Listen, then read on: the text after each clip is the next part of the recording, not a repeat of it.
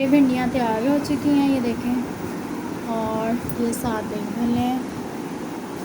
अस्सलाम वालेकुम। आज मैं भिंडियाँ बनाऊंगी, प्याज। ये मेरे पास भिंडियाँ आधा किलो, और ये मेरे पास प्याज काटी हैं 3 बड़ी प्याज थी। ये टमाटर 2 हरी मिर्चें, हल्दी, नमक, मिर्च। ये मैंने मसाला बना के रेडी कर। देखिए भिंडी फ्राई हो रही है। भिंडी को मैं फ्राई करूँगी लाइट ब्राउन सी, क्योंकि मुझे ब्राउन, हल्की लाइट ब्राउन भिंडी पसंद है।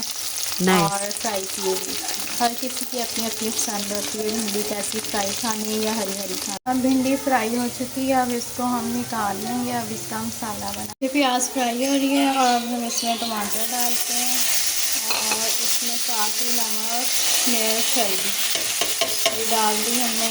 अब इसमें थोड़ा सा मिक्स करेंगे, भूनेंगे और पानी डालेंगे। फिर इसको ये देखिए मैं मसाला बना रही हूँ प्याज का। लाइट नहीं है, गर्मी हो रही है, चूल्हे का भी सेक। और ये बस अब जल्दी से इसको मिक्स किया। थोड़ा सा पानी डालेंगे हम।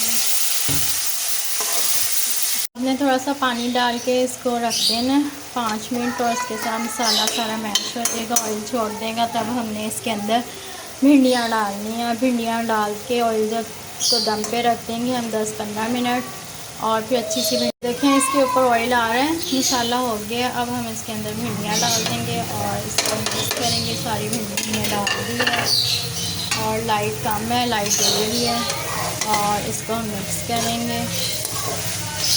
भिंडियाँ देखें दम पे रखने लगी हूँ, हल्की आंच पे तवा रख के, ताकि नीचे लगे ना।